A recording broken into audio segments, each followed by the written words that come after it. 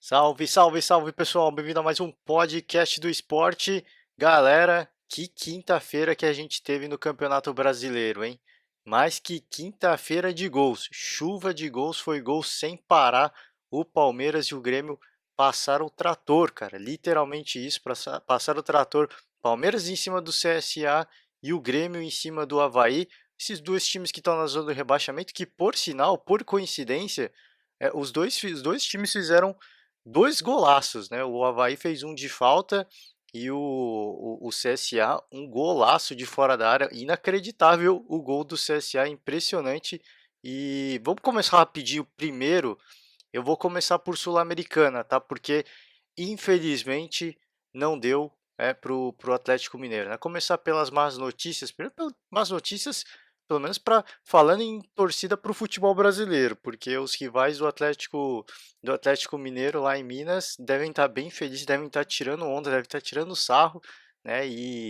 Mas vamos falar rapidinho desse jogo, porque o Atlético chegou a fazer 2-0 e aí sofreu um gol do Colón.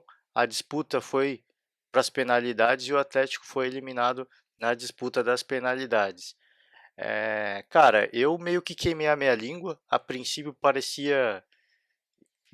Fiquei até feliz, né? Parecia que eu estava queimando a língua e seria muito legal, né? O Galo fazendo 2-0, praticamente sacramentando a sua classificação. Um gol do de Santo, um gol do Tiará, mas infelizmente o Colón conseguiu aí o seu gol de honra, um golzinho chorado e conseguiu levar para as penalidades. Eu não vou me estender muito no comentário desse jogo. Peço desculpas ao torcedor atleticano, porque infelizmente é um jogo que refletiu exatamente o momento que vive o Atlético Mineiro na temporada, né? Infelizmente, o momento é ruim.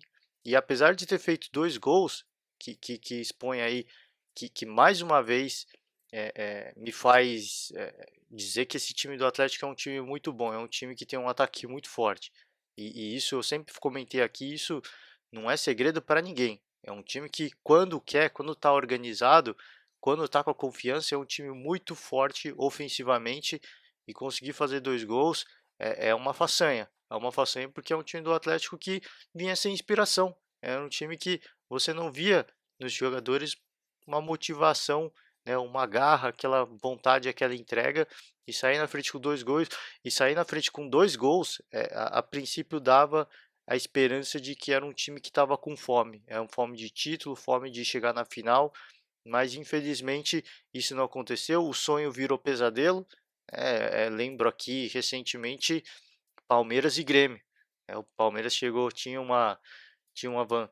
a abrir uma vantagem no jogo da volta, deu esperança e aí o sonho virou pesadelo e o Grêmio conseguiu a virada e eliminou o Palmeiras.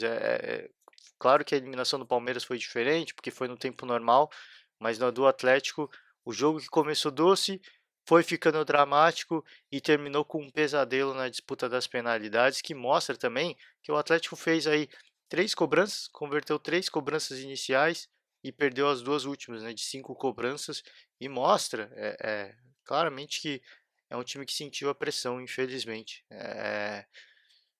No momento talvez mais complicado, no momento de ser decisivo, acabou sucumbindo e o Colón conseguiu Colón que não tinha nada com isso, conseguiu sua classificação e infelizmente nós não temos um brasileiro na final. O Atlético era a maior esperança e infelizmente ficou pelo caminho. Mais uma vez vou falar, é um Atlético aí que expõe, infelizmente, o que a gente viu nesse jogo é um time que ficou evidente o momento. Um momento muito ruim, um momento muito complicado, um momento de falta de confiança, que o time está em baixa e infelizmente a Sul-Americana não conseguiu fazer com que esse time virasse a chave, que virasse a mentalidade e que pelo menos apresentasse um futebol diferente, como várias vezes a gente vê, né? A gente observa um time jogando duas competições, e em uma um time rende muito melhor do que em outra. Infelizmente para o Atlético não deu, e infelizmente para nós, torcedores brasileiros, nós não vamos ter um brasileiro na final da Sul-Americana. É triste, cara, é triste porque eu pelo menos sou torcedor do futebol brasileiro. Eu sempre torço para que nos torneios sul-americanos os brasileiros vão longe, né? Porque a gente tradicionalmente, e isso não é segredo para ninguém, nós tradicionalmente somos prejudicados pela arbitragem sul-americana e ter sempre um brasileiro indo longe mostra que o nosso futebol é mais forte. Para mim, o futebol brasileiro é mais todo respeito aos outros times dos outros países, mas o futebol brasileiro ele é mais forte para mim e infelizmente dessa vez não chega. É só ter força não basta, né? Precisa ter frieza, é preciso ter cabeça e muitas vezes nessas competições internacionais faltam isso, falta um pouco disso para os nossos jogadores, né? Ter a malícia, ter a frieza, ter a maturidade para jogar esse tipo de competição, que é uma competição muito mental, principalmente falando em competição sul-americana, porque é tradição, né, na América do Sul, principalmente pensando em Uruguai e Argentina, a catimba, a provocação é muito comum, tá? Não estou falando que é um antijogo nem nada disso. É muito comum, é uma forma de se jogar também. É um jogo mental. E eles são muito fortes para jogar mentalmente. Claro, não estou falando que rolou isso nesse jogo, mas sente, a pressão é diferente, o ambiente é diferente.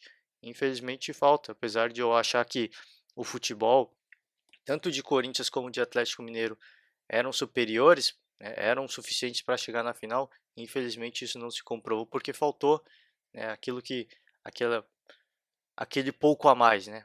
Vencer o jogo mental, não só o jogo técnico. E cá entre nós, tecnicamente, os dois times deixaram a desejar também. Mas infelizmente ficam pelo caminho. É bola para frente. Agora o Galo tem que focar no Campeonato Brasileiro. Vive um momento dos mais difíceis no Campeonato Brasileiro. Vem em queda mesmo. Tá? Não é modo de dizer não, vem em queda livre e precisa se recuperar. O Atlético que estava ali na zona de classificação para a Libertadores, agora já está lá embaixo e começa a se preocupar já com a zona de classificação para a Sul-Americana. Então é um ponto para se prestar atenção. Esse time precisa se reorganizar, ele precisa se reencontrar rapidamente, porque senão vai chegar na mesma situação que o Cruzeiro. Um time que está perdido, absolutamente perdido, esse time do Cruzeiro. E agora eu vou pular para falar exatamente sobre Cruzeiro e São Paulo, tá?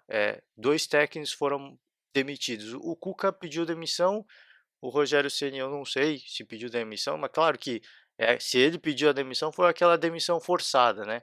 Mas enfim, o que aconteceu? Eu vou começar primeiro por São Paulo, tá? Que a situação do São Paulo é um pouco melhor, tá no topo da tabela, ele tá no G6, então eu vou começar falando rapidamente sobre São Paulo e o que eu posso dizer é que eu só lamento para o torcedor são paulino, tá? Infelizmente é isso que eu posso dizer. Eu só lamento. E não dá para dizer que eu não avisei. Esse time do São Paulo me deu esperança. Eu achei que ele fosse chegar no topo da tabela. E eu falei aqui, cara, queimei minha língua. E eu não tenho vergonha nenhuma de falar isso. Porque era um time que estava apresentando um futebol muito legal. Um time que estava com a motivação lá em cima.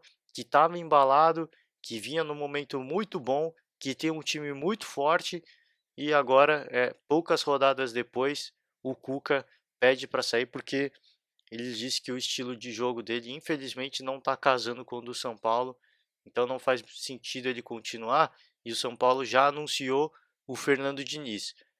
Tinha aí nos bastidores, né, foi cotado aí, não só o Fernando Diniz, mas o Thiago Nunes. Desculpa, essa São Paulo sondar o Thiago Nunes é sonho, né? O Thiago Nunes não é, desculpa a palavra, tá? Se ofender alguém, esse é o próprio Thiago Nunes, se ofendê-lo, peço desculpas, mas o Thiago Nunes não é burro.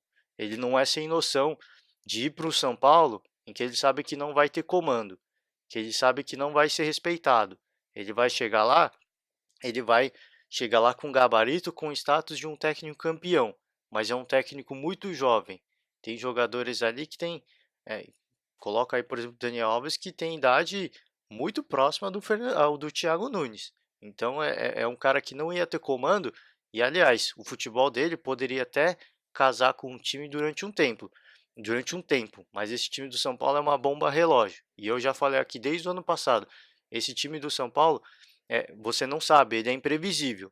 chega um treinador novo, legal, é novidade, os jogadores compram a ideia e depois de um tempo, me parece que o vestiário manda mais que o treinador. E eu comentei no último podcast, né, que o Cuca, para mim, tinha perdido o vestiário. Ele já não tinha mais controle. E eu até mencionei aí o Sampaoli na Copa do Mundo, me lembrou muito, né, como técnico da Argentina, me lembrou muito uma situação das mais vexatórias.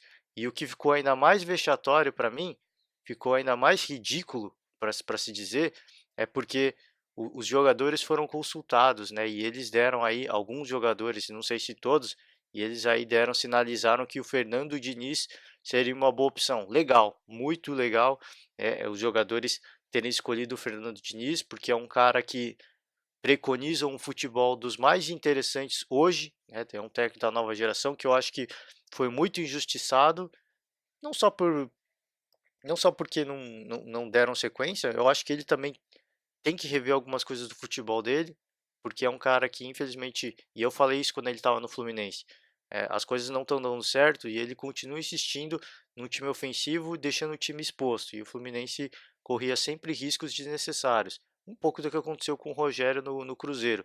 Eu acho que o técnico precisa ter essa frieza também de entender os momentos, de que às vezes é preciso dar um passo atrás para você dar dois passos para frente. Infelizmente, para o Fernando Diniz não aconteceu e achei legal ele ter chegado, porque agora ele tem uma grande oportunidade num grande time, mas mais uma vez eu repetir, até quando? Né? Esse time do São Paulo é uma bomba relógio. Infelizmente, para o torcedor são paulino, as perspectivas não são boas, tá? Se o São Paulo arrancar, eu não vou aqui garantir, eu não vou pôr a mão no fogo de que vai ser um time que vai embalar e que vai brigar pelo título, porque infelizmente é um problema crônico. É um problema que a gente vê no São Paulo nos últimos anos. Não é, a gente está vendo isso agora, é novidade, é a primeira vez, não. É nos últimos anos isso vem acontecendo sucessivamente com essa equipe do São Paulo, e infelizmente para o torcedor são paulino, o que eu posso dizer é sinto muito. Sinto muito porque a única forma desse São Paulo, de eu ter uma perspectiva positiva em relação a esse time do São Paulo, é trocando a sua diretoria ali, o Raí, o presidente, enfim. É o único jeito de a gente poder ter alguma esperança em relação a esse time do São Paulo, porque enquanto isso continuar, infelizmente o vestiário vai ter mais voz e a diretoria vai comprar a ideia dos jogadores e infelizmente o São Paulo vai continuar vivendo esse ciclo, esse ciclo vicioso de dois, três técnicos por ano e que não vem trazendo absolutamente nada de bom para esse time do São Paulo. Ah, contratou grandes jogadores, legal. Isso em termos de marketing é muito bacana, mas o que traz a glória, o que o torcedor quer é título. E infelizmente isso não vem acontecendo para o São Paulo e já reflete também o descontentamento da torcida. Teve manifestação, parte da torcida aí pegando no pé do Daniel Alves, falando que tem que jogar, depois ir pra festa, não sei, jogar em vez de ir pra festa, alguma coisa assim.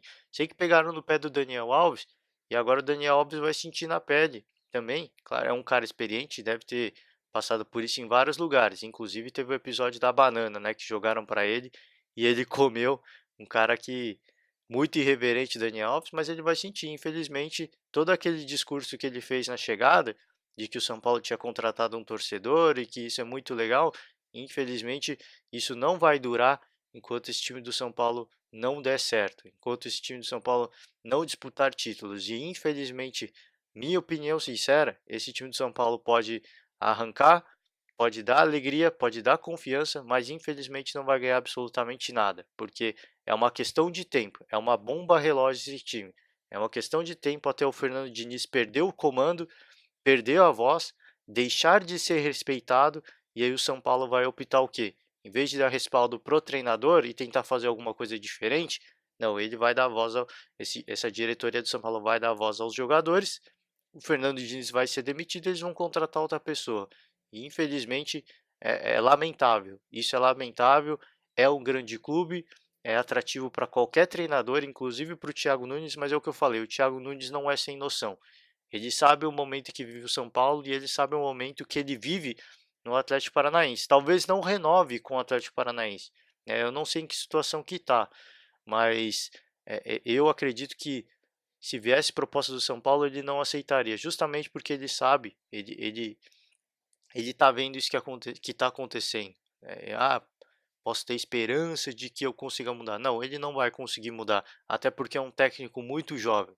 Se um técnico como o Cuca, experiente, medalhão, não teve voz, não conseguiu fazer esse time render, é, que dirá o Thiago Nunes e que dirá o Fernando Diniz. Espero, porque o time comprou essa ideia. Os jogadores foram consultados, eles compraram essa bronca. Espero que eles mostrem um pouco de respeito ao trabalho do Fernando Diniz, para que ele tenha tempo de trabalhar, para que ele coloque a sua filosofia e para que o São Paulo cresça na tabela e dispute a vaga pela Libertadores. Tá? Espero que sim, porque tem time para isso, tem condição para isso. Vai ter um grande técnico agora para mim, na minha opinião.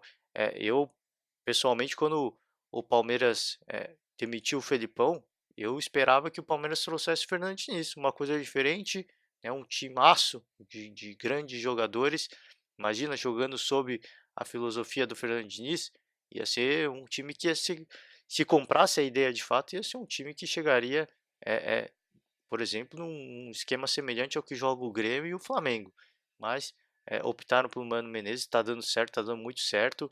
E felizmente, ainda bem que critiquei muito, mas felizmente ainda bem que eles tomaram essa decisão, porque enquanto está dando certo, ainda bem, né? Ainda bem, a gente agradece, mas enquanto está dando errado, a gente vai lá e critica. Faz parte do futebol, eu estou dentro desse ciclo, mas fica aí a minha lamentação em relação ao São Paulo. Mais uma vez, o Wagner Mancini também pediu demissão. Ele iria assumir o São Paulo interinamente até o Fernando Diniz chegar, mas ele preferiu não assumir. Ele pediu para sair porque ele queria evitar comparações como aconteceram com o próprio Cuca. Porque, para quem não se recorda, após a saída do Jardine, o Mancini assumiu a equipe do São Paulo e ele levou essa equipe do São Paulo de um time dos mais vexatórios do Campeonato Paulista a um dos melhores times do Campeonato Paulista em questão de alguns dias. O São Paulo estava numa situação absolutamente vexatória no Campeonato Paulista, sob o comando do Jardine. E aí o Mancini assumiu, mudou completamente, veio o Cuca, o time manteve o embalo por um certo tempo, mas infelizmente perdeu rendimento e isso rendeu comparações.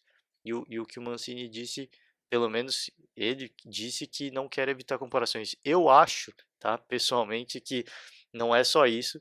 Ele também queria, obviamente, assumir o comando, ser efetivado como técnico de fato do São Paulo. Apesar de não ter ido para ser técnico, eu acho que ele queria, era uma oportunidade. Ele fez um bom trabalho quando assumiu interinamente, e vendo que mais uma vez iria assumir interinamente, temporariamente, ele também quer voltar a ser técnico, então infelizmente isso não casou e eu acho que também não faz sentido.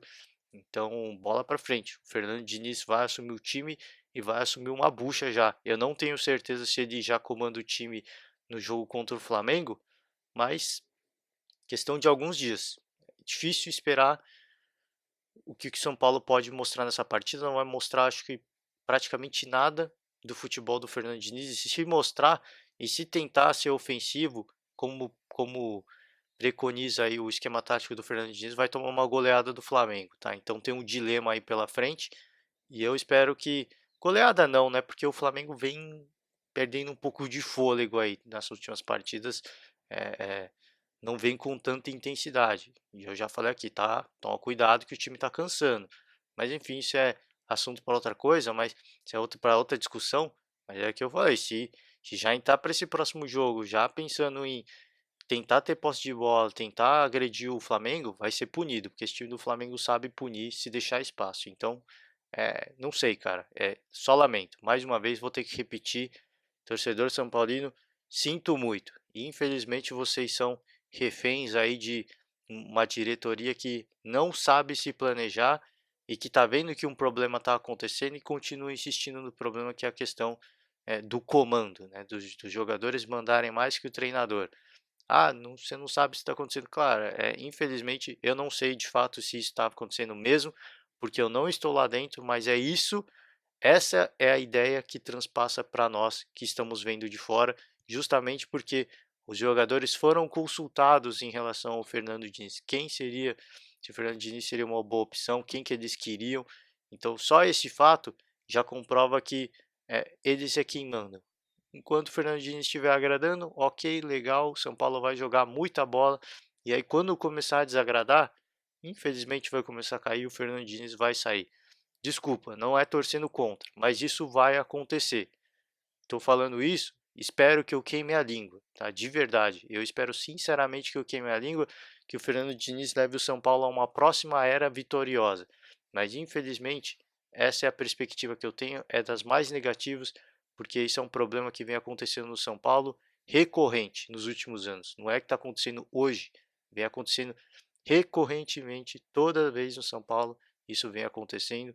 E, infelizmente, quem sofre com isso é o torcedor que sonha aí com, com uma era gloriosa para o São Paulo mais uma vez e vai continuar sonhando e vai continuar esperando, porque essa diretoria não sabe se planejar e vem mostrando isso de forma sucessiva e infelizmente o São Paulo vai ficar aí. Espero que consiga brigar pela Libertadores, espero mesmo, porque o Grêmio está chegando, tá? Então eu não sei se o Grêmio e o Bahia, que vem fazendo grandes trabalhos aí, tem bons treinadores e que pelo menos são dois times que merecem estar ali porque se planejaram melhor. Então, presta atenção São Paulo, tá? Porque se o Grêmio chegar e for campeão, ou o próprio Flamengo também, se for campeão da Libertadores, libera uma vaga a mais, mas o Bahia tá na cola, tá? Então, fica de olho, tá? Fica de olho porque pode dar ruim. Então, é, é, é, só lamento, infelizmente, assim como eu lamento pelo Cruzeiro. Cruzeiro, após a partida aí contra o Ceará, rolou um boato de que teve uma discussão no vestiário, né? O Dedé pediu a palavra, demonstrou descontentamento pelo Thiago Neves ter ficado no banco, não ter entrado na partida, e o Rogério Ceni, insatisfeito, saiu antes do estádio, antes mesmo dos jogadores, tá? Não saiu junto com a equipe. E aí gerou toda uma polêmica, todo o bafafá, diz que o presidente sugeriu ao Rogério que ele pedisse demissão, ele disse que não ia pedir demissão e acabou terminando com a saída do Rogério Ceni do Cruzeiro. Cruzeiro que passa por um momento, só que o Cruzeiro de forma ainda mais escancarada que o São Paulo. Passa por um momento em que o vestiário, os jogadores mandam na equipe e infelizmente qualquer que seja o técnico que venha, tá? Esse que o time do Cruzeiro, a perspectiva para mim é das mais negativas e por tudo o que vem acontecendo, por todo esse mico aí, essa falta de profissionalismo, peço desculpas, tá? Peço desculpas porque eu sei que não é todo mundo, mas essa falta de profissionalismo dos jogadores, infelizmente, tem que terminar aí com um rebaixamento. Não torço para o rebaixamento, tá? De forma alguma, porque é um time com uma grandeza absurda, um time super vitorioso que não merece isso. Mas pelo momento que está passando, pela incompetência da sua diretoria, da sua direção e pela falta de profissionalismo dos jogadores, é um time que está merecendo sim ser rebaixado. Espero que mude a postura e rapidamente, porque precisa. Tá? Espero que o técnico que venha com respaldo, porque o Rogério Ceni veio com respaldo. Ele foi escolhido pelos jogadores. Tá? Para quem não se lembra, o Rogério Ceni foi uma escolha dos jogadores. Não foi um cara que veio aleatório. Não, vamos chamar o Rogério Ceni e os jogadores não gostaram e deu essa, desculpa a palavra, deu essa merda.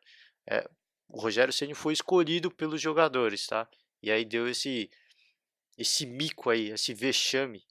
Cara, das coisas mais ridículas que a gente tem que ouvir hoje em dia no futebol, é isso. É o que aconteceu do São Paulo, essa consulta pelo Fernando Diniz, e o que aconteceu com o Cruzeiro, e que vai acontecer de novo com o Cruzeiro.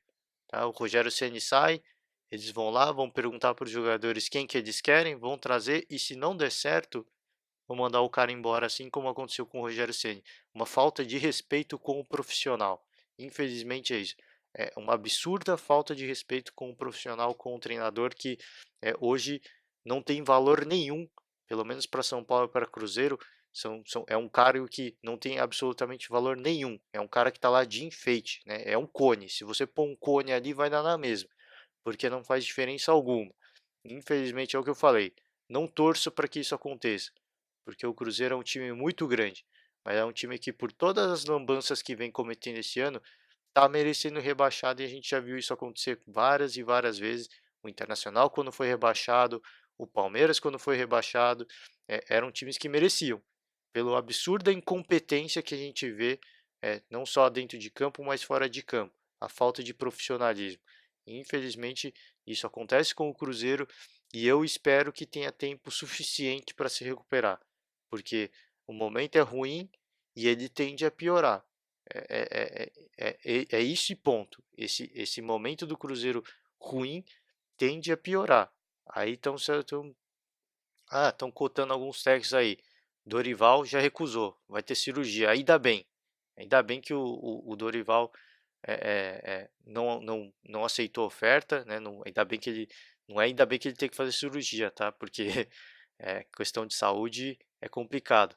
Mas mesmo se não tivesse a cirurgia e ele tivesse recusado, ainda bem, porque é o momento dos mais complicados e eu espero que nenhum outro técnico faça o que o Rogério Ceni fez, deixar um time em que ele é ídolo, em que ele está fazendo um bom trabalho para ir para o Cruzeiro, porque a perspectiva de pegar um baita de um time com grandes jogadores, uma baita estrutura, um time que tem muita grana entre aspas, né? Porque vem passando por uma situação complicada na justiça, mas tem grandes jogadores e isso sempre traz uma perspectiva para esses técnicos mais novos, né? Pô, tem uma oportunidade de assumir um grande clube, se eu fizer um bom trabalho, vou dar uma guinada na carreira e não deu certo com o Rogério, espero que fique de exemplo, tá? Espero de verdade que fique de exemplo, porque aí fala-se em Felipão tá no mercado, mas o Felipão não é louco de assumir o Cruzeiro na situação que tá, porque ele sabe que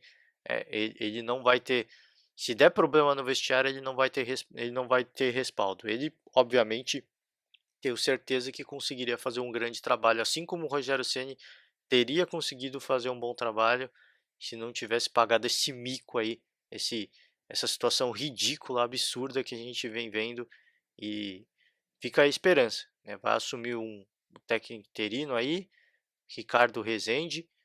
Espero que fique ele, espero que ele consiga fazer um bom trabalho, porque vai fazer um trabalho meramente de cone, né? Vai ficar ali, os jogadores vão fazer o que eles querem, eles vão escolher quem vai ser escalado, quem não vai, e o Ricardo Rezende vai ser o trabalho de simplesmente escolher quem os jogadores querem, e enquanto isso estiver funcionando, legal. A gente vai ver um Cruzeiro que, se não organizado taticamente, pelo menos com um mínimo de vontade de jogar futebol, porque isso a gente nem vinha vendo, né? Então, é lamentável, torcedor cruzeirense, peço desculpas mais uma vez, mas para mim, um time que vem merecendo ser rebaixado por todos os absurdos que vem cometendo ao longo dessa temporada.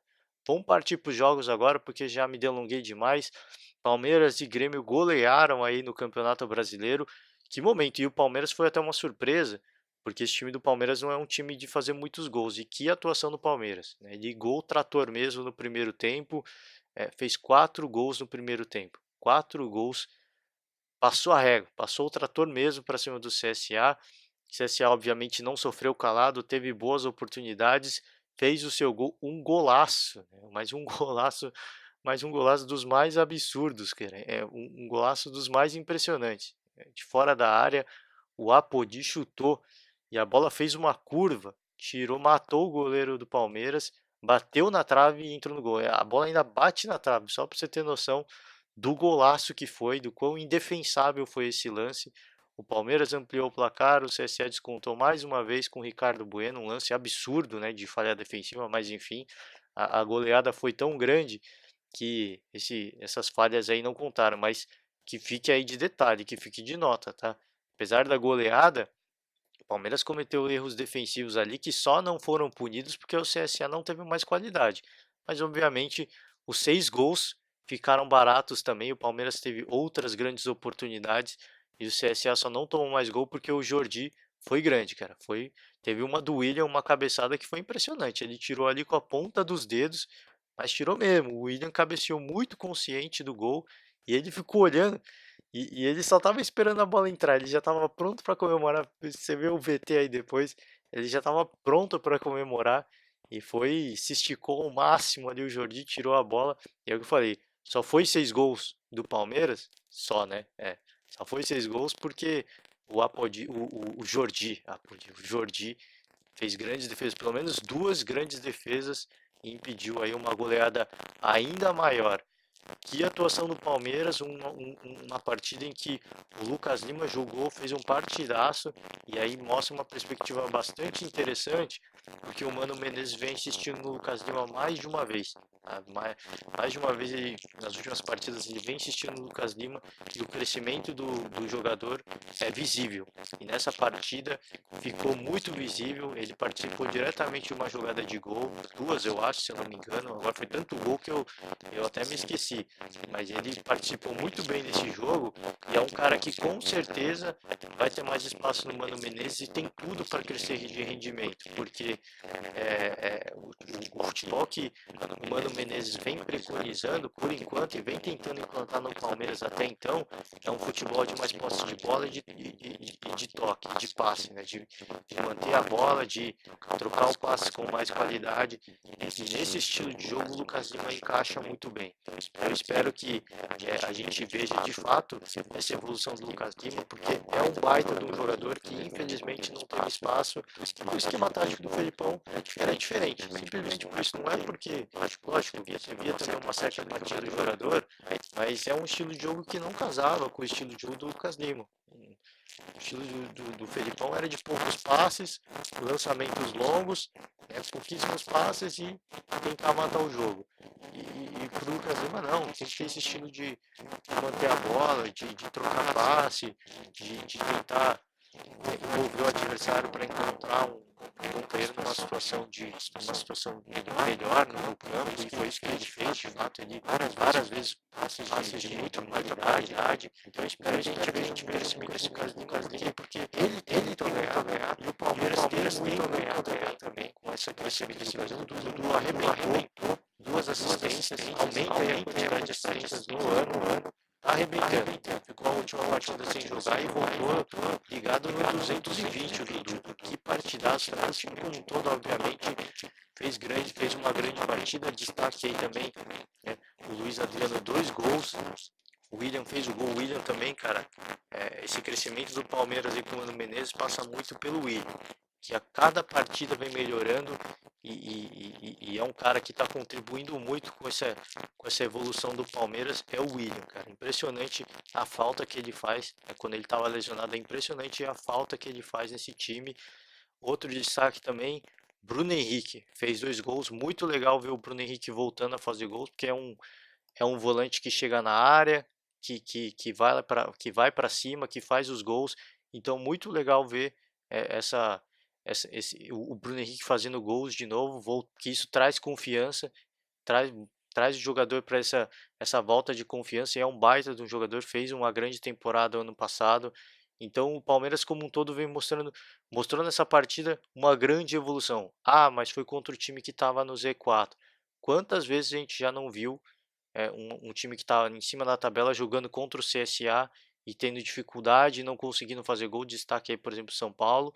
Então acho que tem que valorizar muito. Eu acho que espero que essa seja uma nova postura do Palmeiras, um novo jeito de jogar do Palmeiras, agressivo, indo para cima o tempo todo. O Palmeiras não tirou o pé mesmo, e isso foi muito legal de ver. Foi até engraçado que o Palmeiras passou o trator no primeiro tempo. E aí no começo do segundo tempo, primeira metade do segundo tempo, o Palmeiras deu uma economizada, tirou um pouco o pé, né, até porque a vantagem já era uma absurda, então não precisava se desgastar tanto, né? Tem uma partida difícil no final de semana contra o Internacional, então obviamente interessante se poupar, tomar um certo cuidado. E parte da torcida começou a vaiar, o Palmeiras trocando passe, dando aquela enrolada, e a torcida começou a vaiar. Curioso, né? O torcedor palmeirense, que coisa impressionante.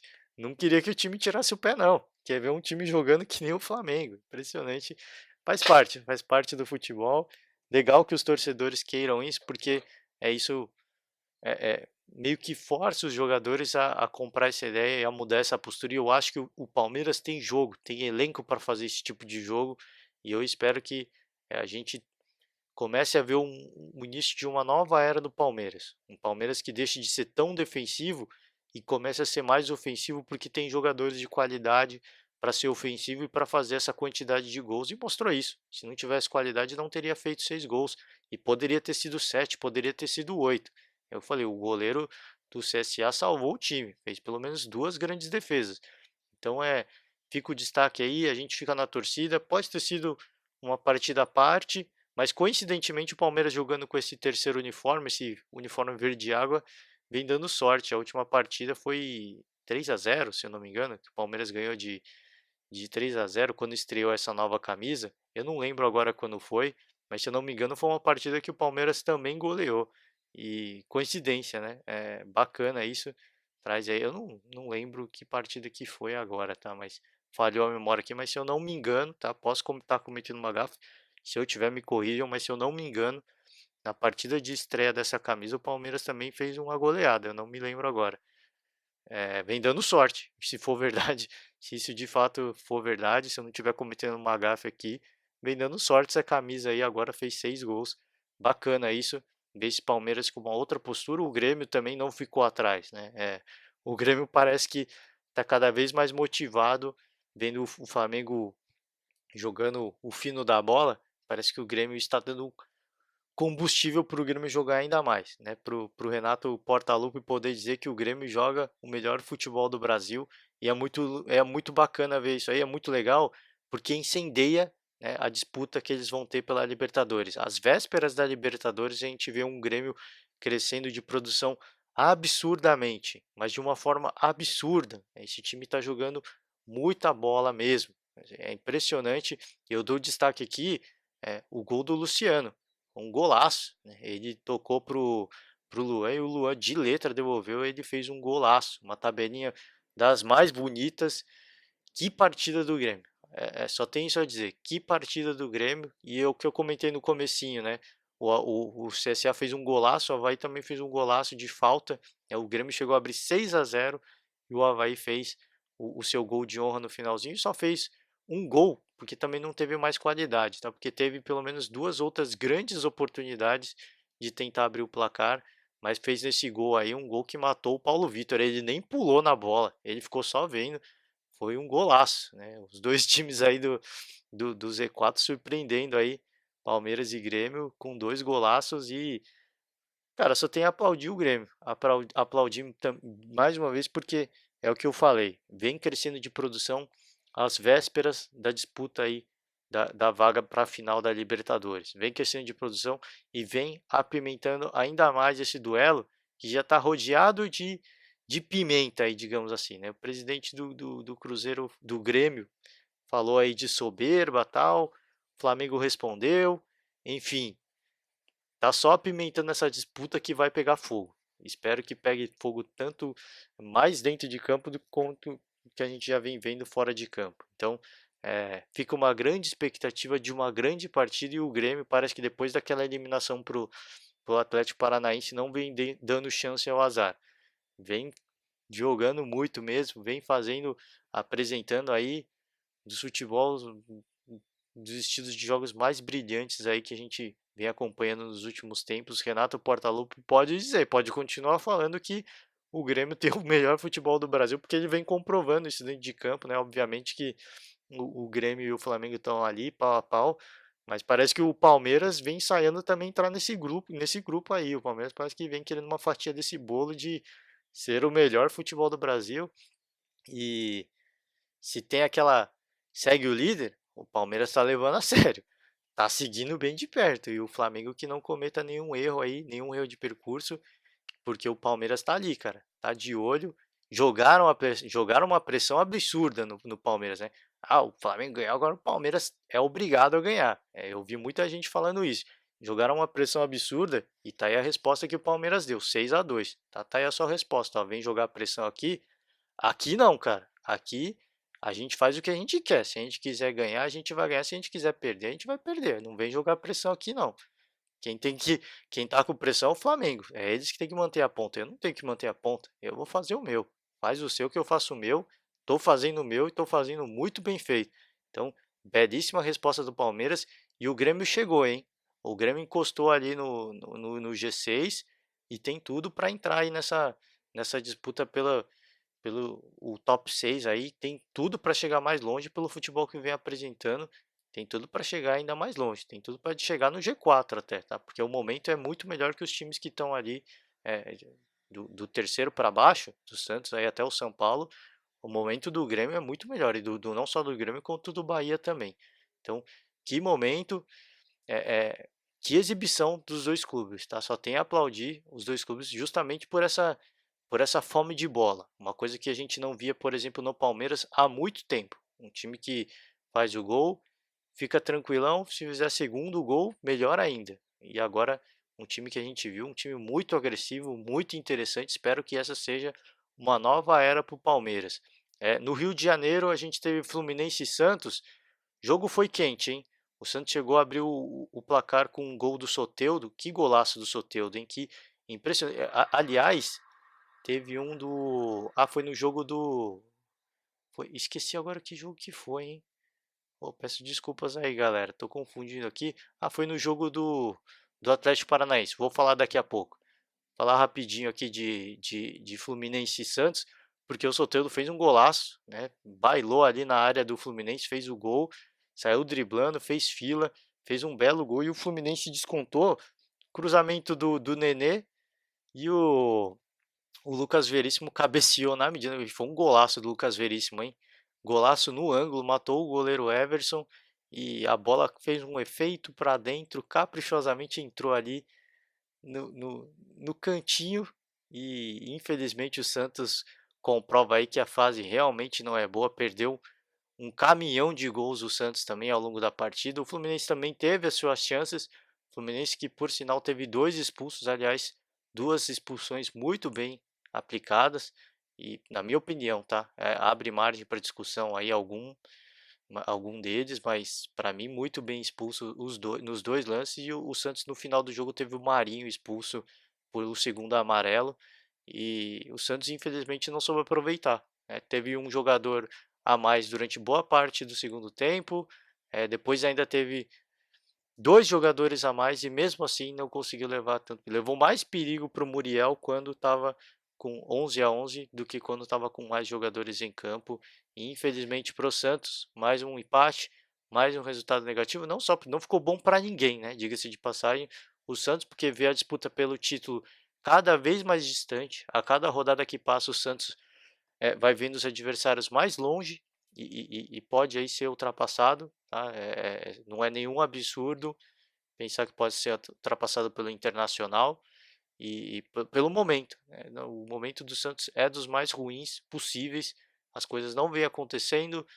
Muriel também foi gigante, defendeu pelo menos duas grandes oportunidades do Santos, mas é vida que segue. Infelizmente não está dando certo e infelizmente o Santos vai vendo essa disputa pela liderança cada vez mais distante. Agora são 10 pontos para o líder, então espero que consiga mudar a chave, espero que consiga reencontrar o caminho para os gols, porque o Santos é um time que cria muito, consegue criar boas oportunidades, mas não vem conseguindo pôr a bola para a rede, infelizmente. E o Santos aí vê os seus adversários, tanto Palmeiras quanto Flamengo, abrindo cada vez mais vantagem a cada rodada que passa. Teve um lance polêmico aí do Ganso com o Oswaldo. O Oswaldo substituiu o Ganso e o Ganso saiu xingando, cara. E o Oswaldo foi pro pau, velho. Não queria saber, não. Veio xingando, saiu chamando de vagabundo também. E clima quente. O Ganso falou depois da partida que, cara, não tem volta, não tem papo, não vai ter trégua. Tudo que a gente viu, infelizmente é isso aí, cara. Não vai ter. O Oswaldo não vai ter vida fácil. Vai ser outro aí que vai perder o comando, hein? Fica aí, primeiro ensaio, hein? De mais um técnico que vai cair porque perdeu o comando. Porque os jogadores mandam mais. Tá aí mais um ensaio, hein? Tá começando a ensaiar aí uma perda aí de comando do elenco. E me parece aí que já perdeu, né? Após essa partida, pelo menos em relação ao Ganso, já perdeu o Ganso e lamentavelmente para o Fluminense a gente pode ver aí o Oswaldo cair em alguns dias, hein? Vamos ver a sequência, obviamente. São dois profissionais, espero que falaram de cabeça quente, espero que sentem depois da partida, pensem no que é melhor para o clube, tá? O clube tem que estar acima de tudo, a história, o torcedor, mas é o primeiro ensaio, tá? Os dois deram coletivas quentes depois, o Oswaldo saiu falando mesmo, ó, não vou deixar barato. Próxima vez que acontecer, eu também vou estar preparado para dar a resposta.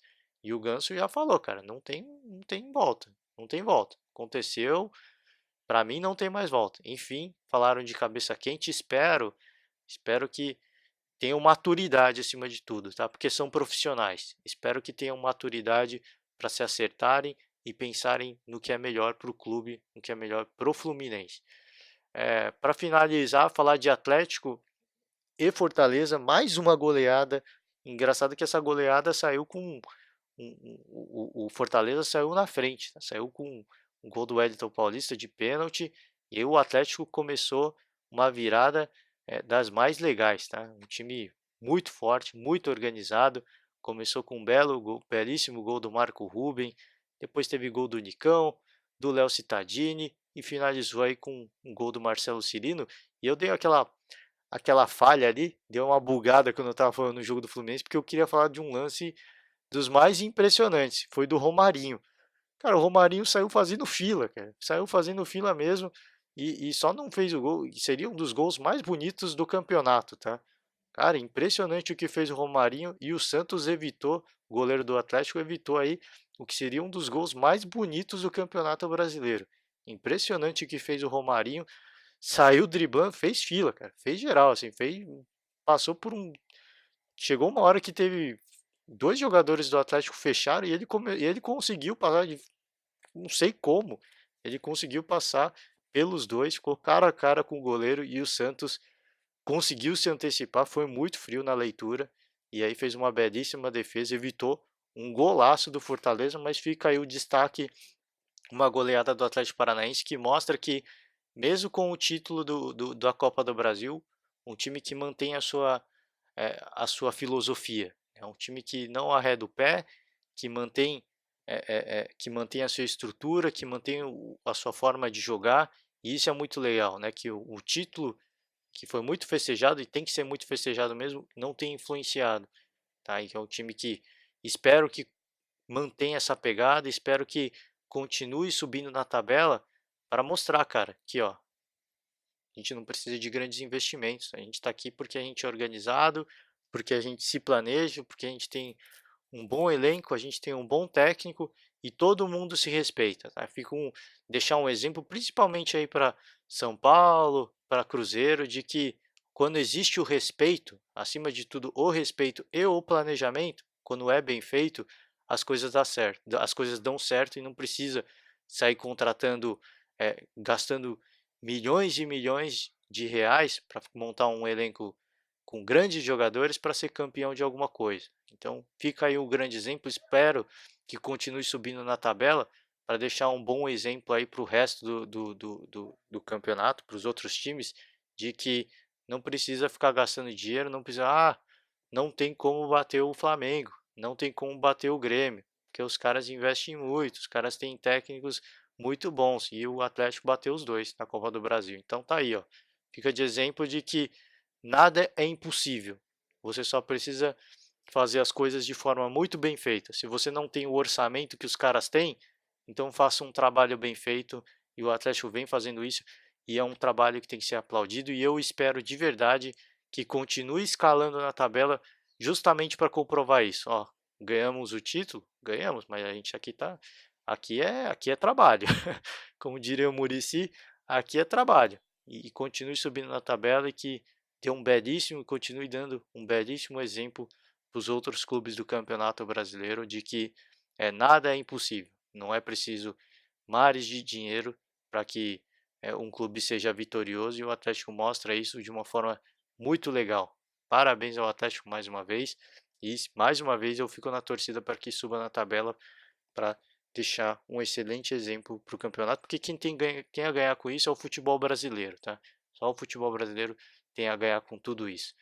Vou encerrando por aqui, delonguei demais aí com a discussão de Cruzeiro, de São Paulo. Tem um assunto que eu não abordei ontem, tá? Da questão da arbitragem do jogo entre Flamengo e Internacional, e eu não vou entrar nessa discussão, tá? Recebi até um comentário falando sobre isso, e eu não vou me delongar nessa discussão. Infelizmente, a arbitragem no Brasil, alguns árbitros, infelizmente, não estão preparados para apitar. Infelizmente é isso, e infelizmente a gente vai continuar vendo isso, e infelizmente o torcedor vai continuar vendo, sofrendo com isso. A gente vai continuar vendo as propagandas da CBF do respeite o árbitro, e o árbitro não respeita absolutamente ninguém. Então, eu acho que ninguém é obrigado a respeitar a arbitragem quando a arbitragem falta com respeito com a entidade, com as entidades, que são os clubes, com os jogadores, que são trabalhadores, estão fazendo o trabalho deles, com o torcedor e com o esporte principalmente. Uma falta de respeito absurda com o esporte, com a comunidade do futebol.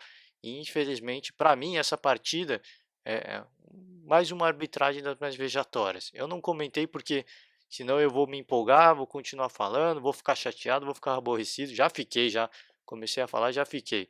Eu não estou falando do lance do pênalti aí que o Gabigol fez, porque para mim foi pênalti, muita gente discutiu, para mim foi, tá? Porque para mim o Gabigol era um lance direto de gol do Gabigol, e apesar da bola não estar indo na direção do gol, para mim, achei que o cartão vermelho foi válido, mas depois o Guerreiro teve um lance de pênalti que foi semelhante. O Rodrigo Caio fez um pênalti no Guerreiro, foi o lance que deixou o Guerreiro louco.